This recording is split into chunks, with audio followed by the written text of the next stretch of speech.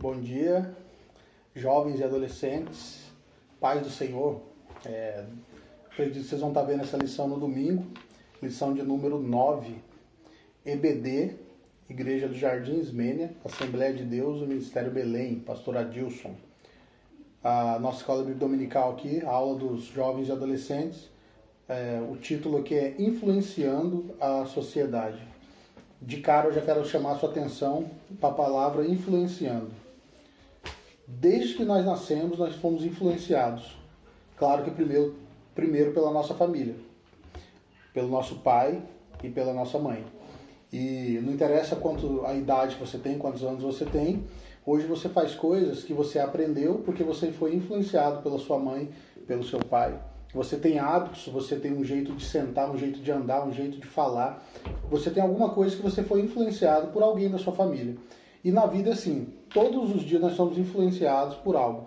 Hoje a gente vive a era da modernidade, então hoje somos muito influenciados pela mídia, pela internet, por notícias. Nesse momento, por notícias ruins, né? Mas aqui a gente vai falar de uma influência que vem do céu, de uma influência que transforma e que muda a vida das pessoas. Não interessa de onde você tenha vindo, qual o contexto que você nasceu, qual tipo de família que você nasceu, ou que você passou, ou que você está passando. A gente vai falar de uma influência de um Deus que enviou seu único filho aqui na Terra para que as nossas vidas fossem transformadas. E antes de Jesus alcançar você nem tinha noção do tamanho do projeto que ele tem sobre a sua vida, sobre a minha vida e sobre a vida de todo aquele que dá ouvido à palavra de Deus. Todos aqueles que reconhecem a Jesus Cristo como o único Filho de Deus. Então a gente vai começar aqui, o nosso texto bíblico está em Mateus, no capítulo 5, do versículo 13 ao 16. A introdução da nossa lição aqui, eu vou ler um pedacinho dela. Enquanto esteve no mundo, Jesus mostrou aos homens o caminho da justiça e a verdadeira luz que ilumina todo homem. Veio ao mundo para testificar da verdade e revelar o reino de Deus. Ou seja, Jesus veio para nos influenciar a conhecer a Deus. Para você conhecer a Deus, o único caminho é Jesus Cristo.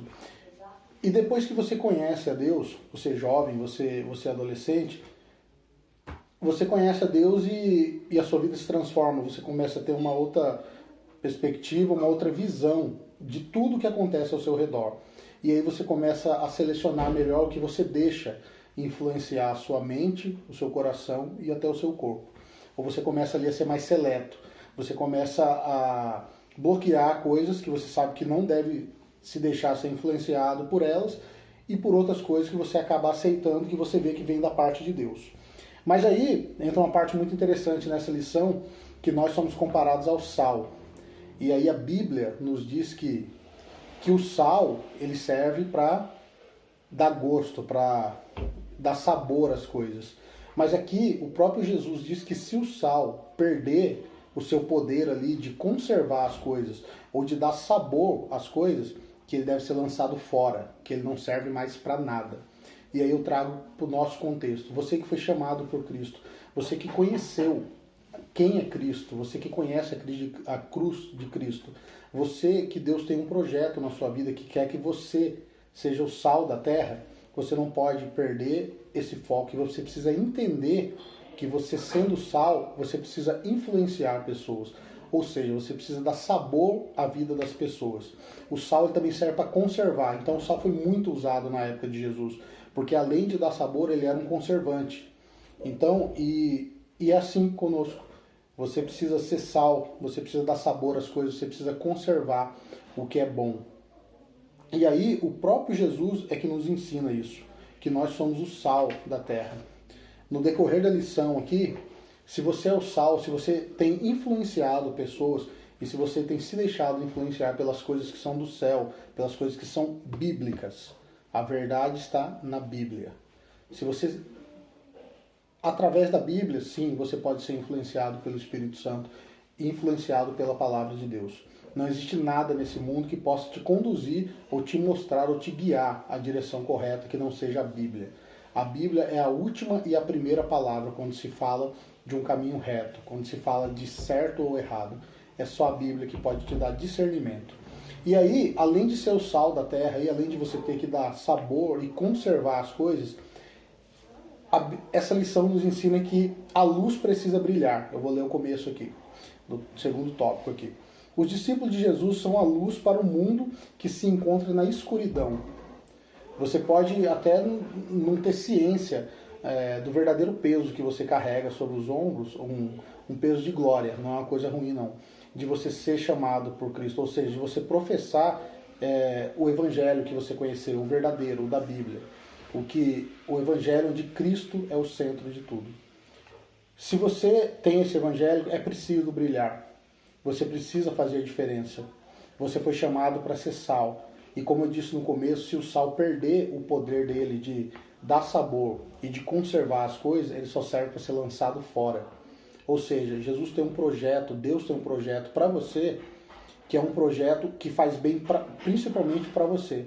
E que você vai influenciar outras pessoas a conhecer a Deus de verdade, a conhecer a Jesus de verdade, para que Jesus apresente quem é Deus.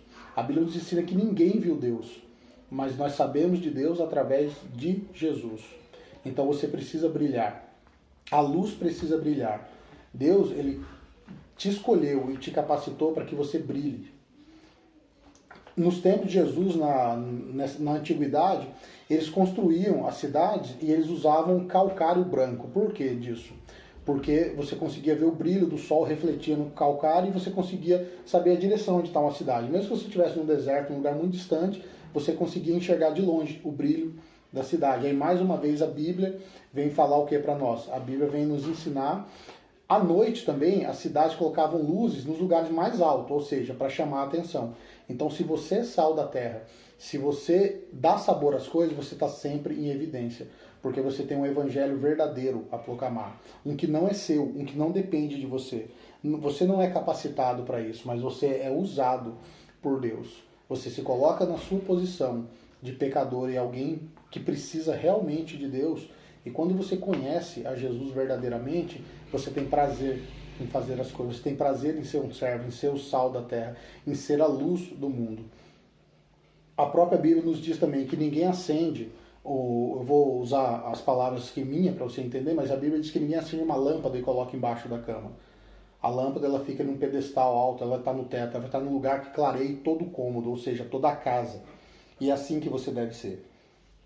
Por isso você precisa influenciar o mundo. E só há uma forma de você conseguir influenciar pessoas ao seu redor, seja na escola, no trabalho, na sua família. Você precisa viver como Cristo, ou seja, você precisa ser um imitador de Cristo. E a primeira lição para você ser um imitador de Cristo, para você conseguir influenciar pessoas, é uma coisa muito simples. Jesus nos deu essa lição, ele nos mostrou.